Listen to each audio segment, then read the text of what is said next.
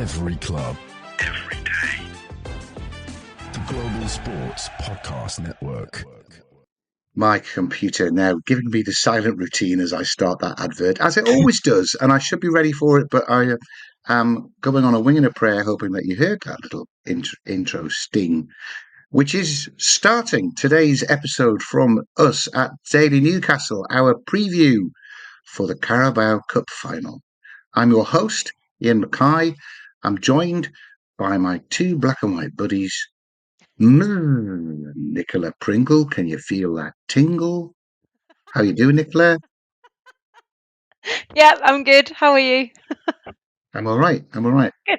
And Mr. Kevin Esther. You know he's the best, eh?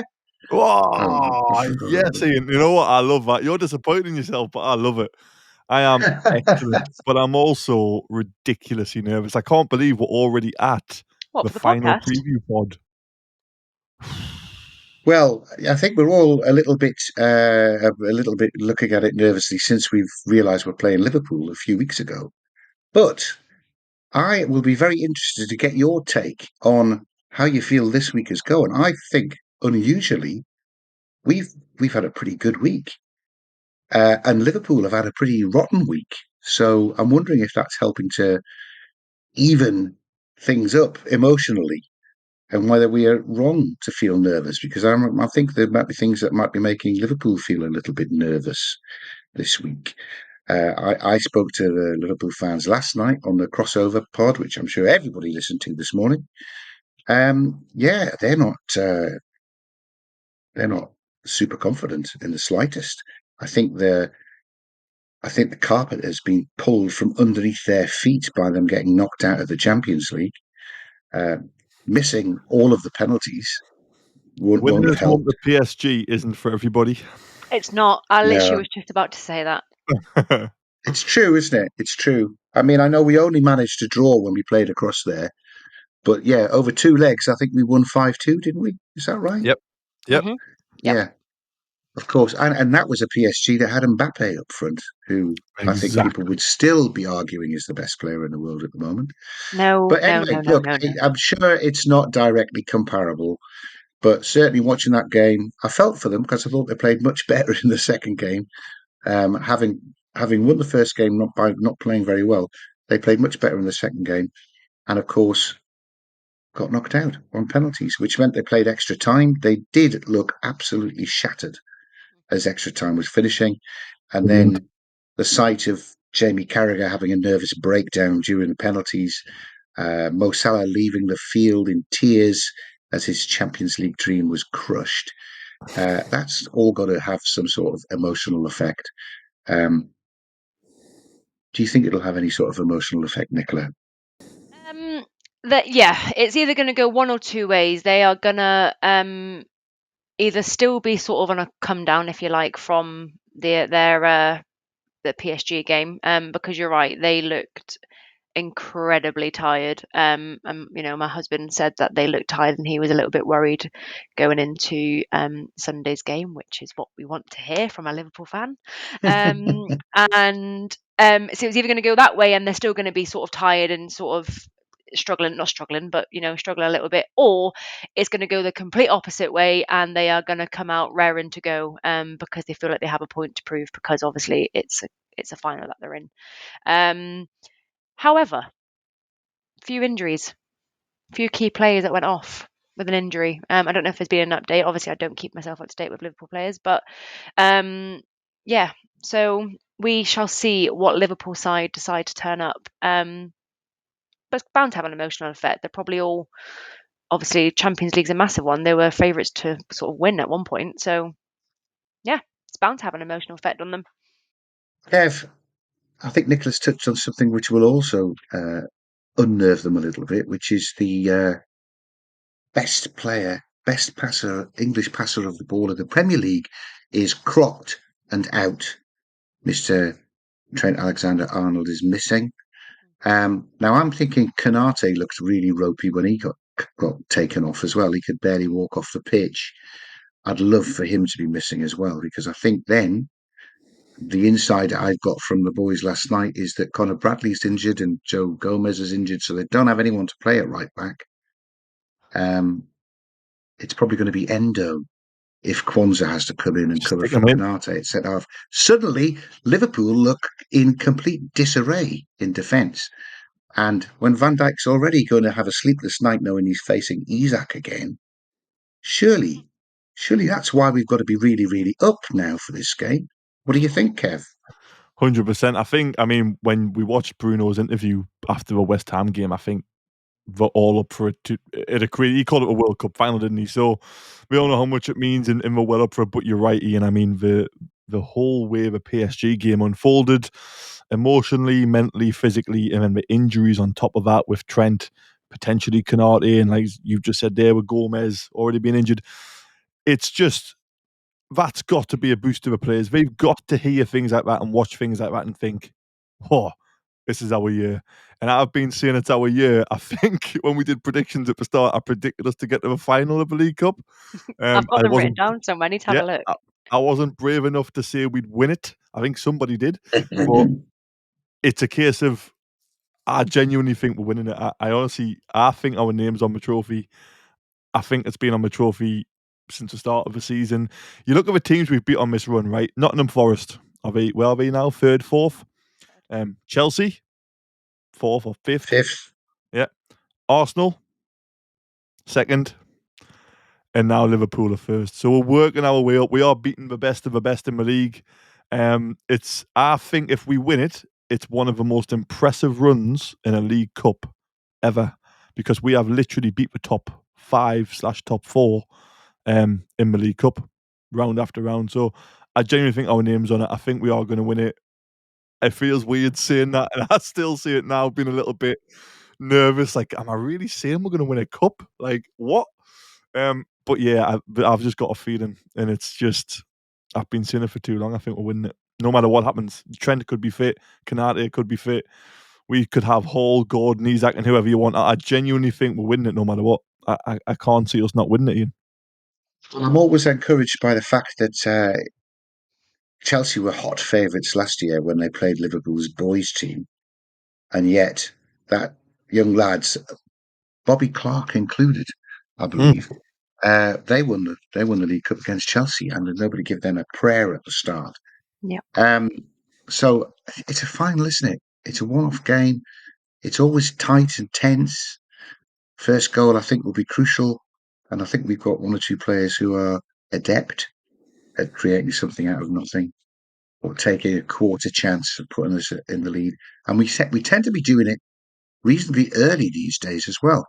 So I think Newcastle scoring first 10 minutes, that could really set up. We'll talk in the second part about where the key battles are. Without there being any spoilers, I think what we need to see is a midfield functioning like they did against Arsenal in the semi-final, rather than the anonymous midfield that shambled around at home to Bournemouth or Fulham.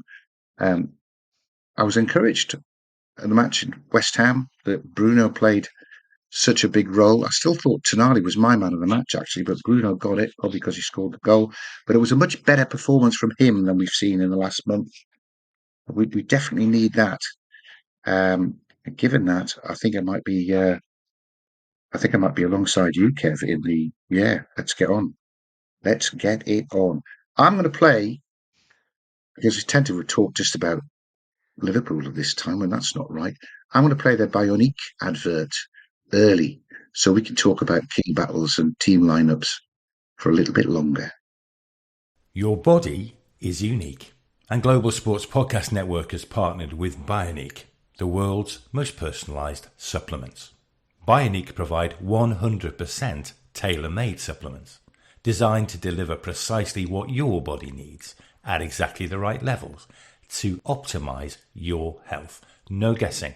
So click the link in the show notes. Use the code GSPN2025 for 40% off your first month's subscription. Bioniq. Don't settle for off-the-shelf solutions made for just anybody. Get what's right for you right now. Thank you, Ken. When I heard that last night, there was a big gap in the middle of it, and I'm waiting for a gap and for him to come back. He still might. I don't think the gap wasn't that long. Right, look, let's pick our team first and foremost, because I think there are. Well, I've got a view. I've got a view about what I think will get picked, but I'm interested to hear first who you guys think is going to get picked. Nicola, go through the team from goalkeeper, back four, stroke 5, midfield, attack. Oh, we said this the other day, didn't we, Kev? What I think will get picked is goalkeeper Nick Pope, obviously written in the stars because he started against West Ham, but I don't want him to start. I would rather Dubravka start. But anyway, I'm not the one picking the team. At the back, I would go 5 at the back. Maybe. Oh, I don't know. I'm under pressure. I would go Tino left. I've got it written down. Tino left, Burnshaw, Kraft at the back, in the middle, and then Trippier on the right. However, Tino on the left with no left foot gives me the absolute fear. So anyway, here we are. And then I would go Bruno Tonali in the middle, Murphy on the right, and then who would I go on the left? Has to be Joe Linton, right? Joey Litton on the Isn't left, yep, and then Yeah. Isak up front. Obviously, that's my team. I know, but I do Okay. like Willock, but it will be Joey Linton. Yeah, that's my team. So sick. Kevin, are you? I hope we go for Liverpool are fragile. This is the most fragile they've been all season. Is the purple patch over, or are they just in a little bit of a blip? I think we've got to attack them. I think we've got to go 4-3-3. I'd go Pope in goal, Trippier right back, Tino left back, Burn and Shaw.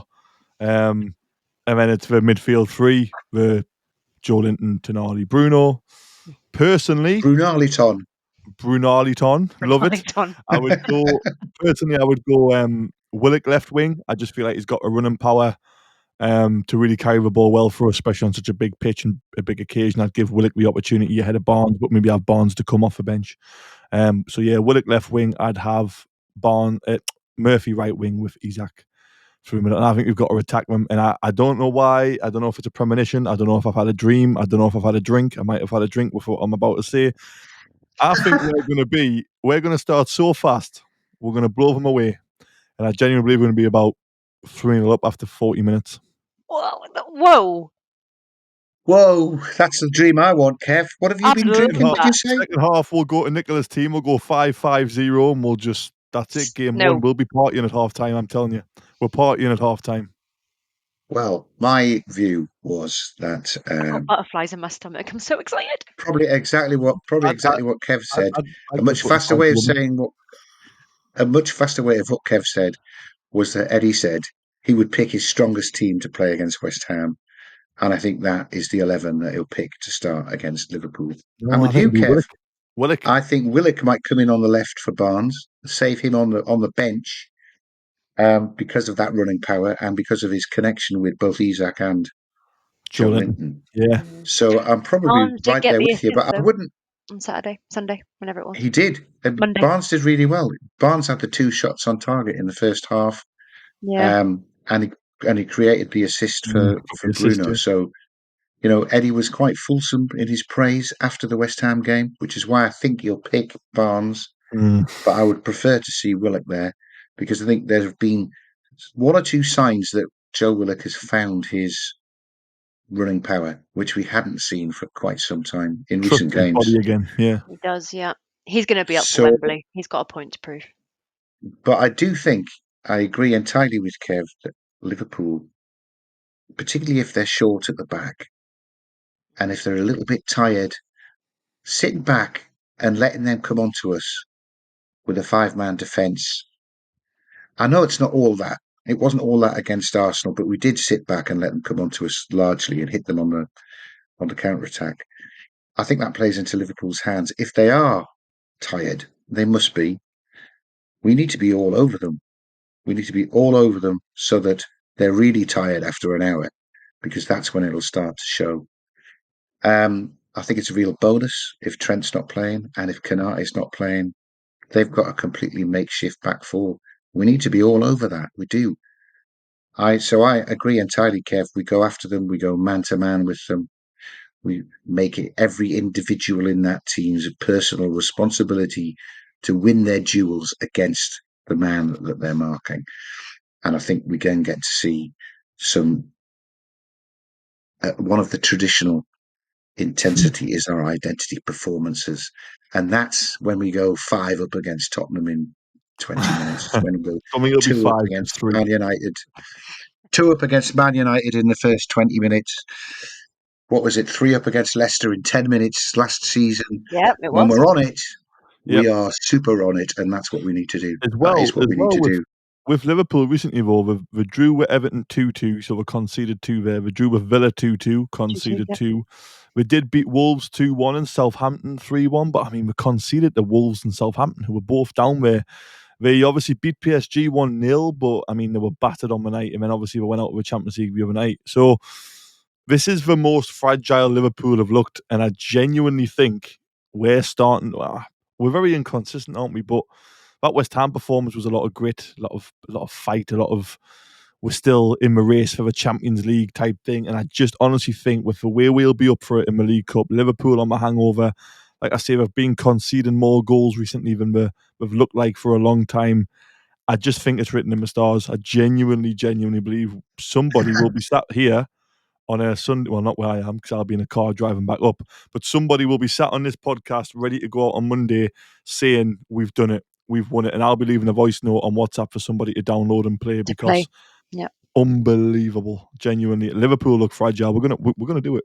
There's not Convincing one myself. team up for it more than what I think Newcastle are, to be honest. Yep. I will say that, and you guys have just hit the nail on the head there by, we're sat here predicting our team, but I've just had a thought, like, Eddie Howe can be quite unpredictable. So it must be an absolute nightmare for people like Arnie Slot who are a bit like, what is he going to come out and do? What is he going to come out and put in front of me? Because no one expected what we did against Arsenal in the second leg, not or the first leg, whichever way around it was. No one expected that. And we're sat here trying to predict our side, but you just don't know. I would love, to just be sat at the Newcastle training ground just seeing what they're doing because he's so unpredictable. We just don't know. And you're right, Liverpool haven't looked as fragile ever as what they do right now. And it's not a great time in the season for them, for players like Trent, who obviously is heavily rumoured to be leaving. But it's not a great time to be getting injuries where they are because, yeah. And if you remember when Liverpool beat us at Anfield in the league, we were without Isak, and everyone Isak clearly wasn't that badly injured, but he played Wilson, he played Willock on the left, which makes me think he's probably going to play Barnes. Hall played that game, Trippier didn't play, so he was even then. I don't think he sacrificed that game. Of course, he didn't. He wants to win every game, and he's clear about that. But I think if that was against any other team, Isak probably would have played and started. I think he knows how big this is, and he was almost. He has got a bit of a knock. He is a little bit. He wasn't 100% fit, but he's almost like, I'm not going to risk him. I don't want Liverpool to get any sort of feel of what we're going to do to them on Sunday. And obviously, Liverpool, like I say, recently conceding goals against Everton, Villa, Wolves, Southampton. We have more of a chance than what some people think when I've been reading online and when I've been listening to radio. I still think personally, if I'm being honest, as much as I'd love my premonition and dream to come true, it's probably, I think most people think it's maybe 60-40 Liverpool favour with the Trent injury and stuff. I genuinely believe it's 52 Liverpool, 48 Newcastle. I think it could go either way, but I genuinely believe we're going to blow them away. Okay, right, Kev. If we go 3 up, that means my 3-1 prediction will be on, won't it? I mean, It'll Liverpool finish probably 4-3 to Newcastle this time. We'll finally be on the positive end of a 4-3 against in the Liverpool. final. Oh God, We'll finally be no. on the positive end of one, no, Iain.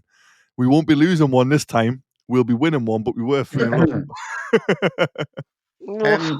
Remember as well in that game recently at Anfield, I don't think Joe Linton was fit. Joe Linton was injured in that match, so it is a very different Newcastle team that Good turns point. up. We cannot, and we sat off Liverpool in that game, and we gave up the first goal. I think that's another key thing that we've got to avoid doing. Is one of Fabian Schär's diagonal crossfield balls that actually gets intercepted 2 yards outside our own box, which I've seen too regularly since Christmas, to be fair. We've got to not do anything silly like that. We keep gifting teams the first goal. Forest. That's the only one I can remember. No, but we do keep gifting teams the first goal. I don't want to do that. I want us to be on the front foot, and I want us to be concentrating. Look, I'm going to play. No, in fact, I'm not. I'm going to ask Me. for the Pringle Tingle and the Zencastr ad, and then we shall find something to talk about in the last half. I'm sure. Sorry, guys, I've lost it. There it is. Here at the Global Sports Podcast Network, we spent a lot of time selecting our delivery platform. Zencastr came out the clear winner. With 4K video recording from your phone and AI editing that automatically removes all those ums and ahs, it is super easy to start a podcast that sounds great and is delivered efficiently. If you're ready to tell your story, check out the link in the show description to learn more about Zencastr. Thank you very much indeed, Nicola. So much better Thank you. than the recorded one that I had. It's not the one that Michael recorded. Before you phone in to complain, Michael, I'm not criticising your recording. It's just some unknown person's recording. I'd much rather listen to Nicola tell us about how lovely Zencastr is. Thanks. There we go. So, yes, a very different Newcastle team that will be playing against Liverpool on Sunday. And when you start breaking it down like that, all the advantages are with Newcastle. Isak back, Joe Linton back, Trent missing. Have we decided who we would prefer to play in goal for Newcastle? Shay Given. Okay.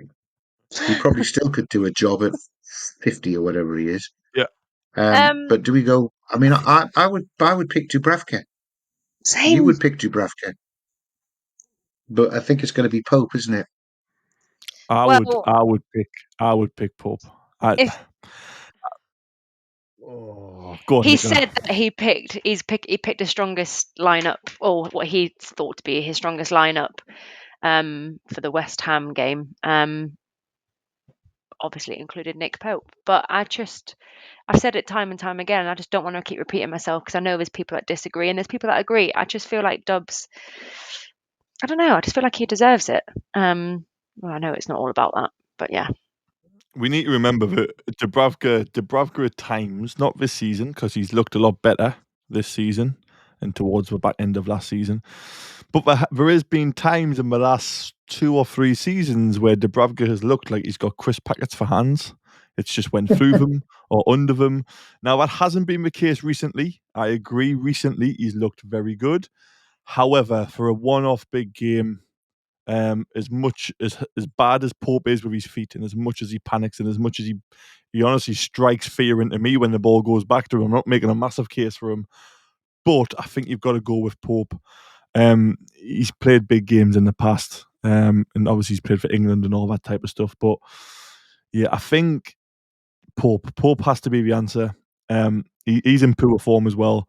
But Dubravka's, we both have mistakes in him at the minute, or it feels like we do, which is really weird for Newcastle, because for a long time we thought we had a really good number 2 and a really good number 1, and it's kind of flipped all of a sudden where our number 2 looks a little bit better than our number 1, but he's still got a mistake in him, Dubs. He really has. So But so's personally, Nick I Pope. want Pope to start.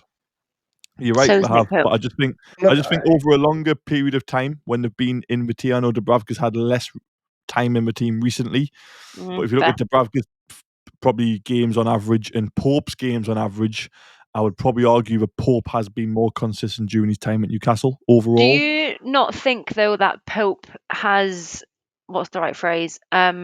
Just looks hesitant at times. Do you not get that nervy feeling? I honestly, I don't get that with Dubravka at all. I'm worried when Dubravka parries the ball, he normally parries it back into danger. That scares the life out of me. And also, sometimes when he goes down, again, it hasn't happened recently. This is more based on last season, because I think he didn't. Was it last season when he came in the team and conceded a ridiculous amount of goals in the first 5 games? No, I think it was this season. Was it this? It wasn't. It was last season. Was I think. Last season? No, I think it was. He conceded about 25 goals in 3 games, and I was like, "Oh my goodness!" Yeah, but let's focus on this season. I know he's been better this season, but I just think overall with Dubravka, he's got the tendency for his, like I say, his hands to turn to crisp packets, and it just goes through them or under them, and I'm like, oh no, I just want Pope. I want Pope. He's going to scare the life out of us when the ball's at his feet. I'm going to be terrified every time a ball gets passed back to him and he gets pressed. But Yes, me if too. it's a shot, apart from whatever game it was when he was miles out of position for some reason, apart from that game, if a shot comes in from like 20 yards, I've got a bit of a confidence that he's going to save it. Whereas Dubravka, I think anything could happen here. Well, nobody has mentioned this, and I am going to because it's my prediction. When Dubravka signed his extension to his contract, but Nick Pope was nearly ready to come back into the first team, I think Eddie said, "Don't worry, Martin, you can be our cup goalkeeper," and that's why Dubravka replaced Pope for the match against Brighton.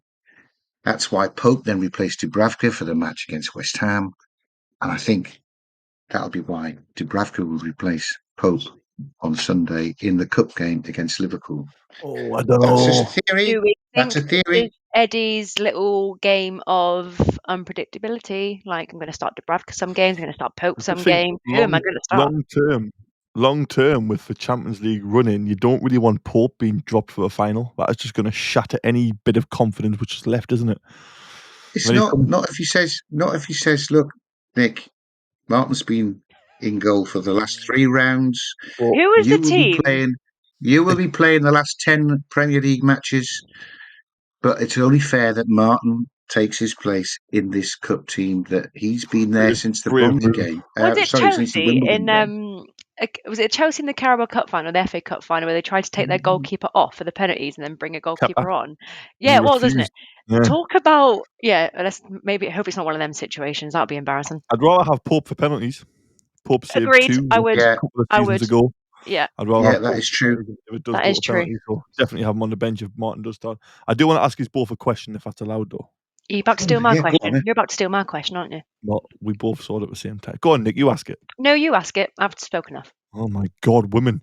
Anyway, the question is, if you could bring back any previous Newcastle player to play in this final, who would it be?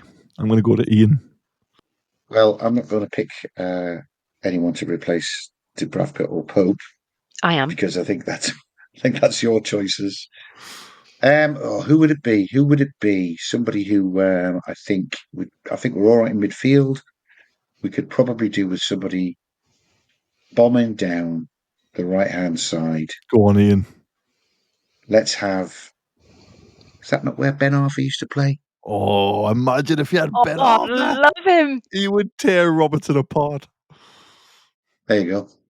Ben I'll stick Arthur's a with that. great choice. I'm going to go, before we round it nicely back to the goalkeeper position with Nick, I'm going to go for Jonathan Woodgate. Obviously, he needs to be fit. But imagine bringing a fit Jonathan Woodgate into that defence. We would look the spine of our team. Woodgate, then them three in midfield, and Isak. Nobody's beating that. If you can get a fully fit Jonathan Woodgate for one more game, I would stick him straight in the heart of a defence. And then I'm Nick, Fully fit. I'm imagining Jonathan Woodgate lying in the hospital bed next to the one that Sven Botman is lying in. after the game probably, but for that one game, we just need him to get through 90 minutes. Just need him to get. Jonathan Woodgate scored the winner in the League Cup win, Tottenham, in 2008. He scored the winner, didn't he, Jonathan Woodgate? So Let's he's bring him back scored in in the League Cup. 2025. He's scored in the League Cup final before. Can do it again. He's unbelievable for us. I would pick Woodgate. Nick, who you picking? I said him. I'm bringing back Shay Given, guys. Yeah, it's a good choice as well. I'm bringing back Shay That Given. would end the Dubravka and Pope debate instantly, wouldn't it, if Shea Given comes back? Well, let's be fair. If Tim Krul came back, if Pavel Srnicek came back, there would be no debate. I think we're short in goalkeeper. I think we might have Liverpool's third choice goalkeeper next season, or James Trafford. Mohamed Ashford? Trafford. No, I think what do you call him? Kelleher. Kelleher. Kelleher I hope becomes he third plays because choice. Alisson is in the form of his life. I hope he plays. I hope they stick Mate. to their cup goalkeeper because Alisson's on unbelievable form. Yeah, he is. He's in the Right. form of his life at the minute. I predicted on the crossover last night that Newcastle would win 3-1, and you can't have that off me. I'm sticking with it. I like us winning 3-0 at half time and just holding them off for the second half. That's bound to happen, isn't it? Bernard Shaw at the back, shutting out the Liverpool front three. Yeah, of course. Kevin, what prediction are you going to have? Ooh. Holy moly. You did say we'll be 3-0 up at half time. I did, but I think we'll score 2 in the second half. Don't do that. So I'm going to go, and then we sneak a counter-attack in the last minute to just send the Geordies absolutely mental for a 4-2 win. And Ramadan has come at a great time because Mo Salah isn't looking like the typical Mo Salah without jinxing too much. Why would you say that? Well, he can't eat or drink. So until the sun goes down. They'll give him a break, though. They will, but that'll be in the second half. And it kicks off at 4:30, so the sun will still be up. So Salah is not eating or drinking that day. 4-2 Newcastle. Anyway, back to my prediction. Wow. I thought I was being bold at 3-1. Yeah, 4-2. I'm going a little bit more not so bold because I'm absolutely bricking it, guys. I'm just excited because I'm driving down there. Come on! I know. I'm so excited for you. I first of all just want to flip and see Newcastle score at Wembley because I just want to see 35,000 Geordies go absolutely insane. That's my first point. So if they could just get a goal, that would be absolutely fantastic. But my score prediction is, oh God, I feel sick. 2-1 Newcastle, obviously. I thought you were going to say 1-1 and a win on penalties just to be dramatic. Not doing that. We're not going to extra. Imagine it will be extra penalties. time, wouldn't it? How bad would penalties be? That would be. Guys, Liverpool have just lost a penalty shootout, so the expectation would be, oh, we're going to win, and then all of a sudden it's like, oh no, we've missed our first penalty. I hate penalties as well. It's such an awful way to go out. So, well, for them to lose another penalty shootout, all of those fantastic players who missed have got to miss 2 in a row. Very unlikely. I just couldn't see them doing it. Yeah, I think if it goes to penalties, it won't be penalties. Won't be penalties, and I'm absolutely delighted that between the three of us, all three of us have got Newcastle winning this cup. Oh yeah, in 90 minutes, and compared to where we were when we were doing our Brighton game review, and we'd heard that Gordon was banned for it and Lewis Hall was out for the season. I don't think we would all have predicted winning in 90 minutes there, but it just goes to show positive vibes, some guys. bad luck for the other team helps us. I do think that West Ham game, however gritty and nasty it was, did give a lot of encouragement. Bruno and Tonali and Joelinton all played well in that, and they are the key members, I think. If they're on it, Newcastle are on it, and this is it. This is it. Just leave it to Isaac. Anyway, it's very exciting. Thank you very much indeed, Kevin, and thank you very much indeed, Nicola, for joining me in this preview of the Carabao Cup final. I've got butterflies already. God knows how I'm going to last out until Sunday. But that's it. I guess we're back on Sunday night. Not Kevin. He's at the game itself. Yep. Lucky man. I won't be there. Go on, Kevin. Enjoy 3 minutes. I'll leave a voice note, and if we win, it might take up a whole episode, but download which part you want and put it in. Absolutely. We will. I'm guessing on Sunday night, if we win, the other four of us will definitely be all together doing the review. I think Joe will be see you all there. Somewhere. Joe won't be there, will she? And you probably won't be there either, Nicola, because you're going to be with her in the Strawberry, are you not? I absolutely am. I absolutely am. Talking. You can FaceTime us. With a voice note from Kev. Okay, good. This is probably going to be me doing 10 minutes ago. Yeah, we would. That's good, isn't it? Right. Anyway, we're still recording this mess. So let's say thank you very much, everyone, for listening and indulging us, our little fiddling about here at the end. We're all very nervous. We'll see you all on the review programme, whenever that may happen. Come on, the lads. Every club, every day. The Global Sports Podcast Network.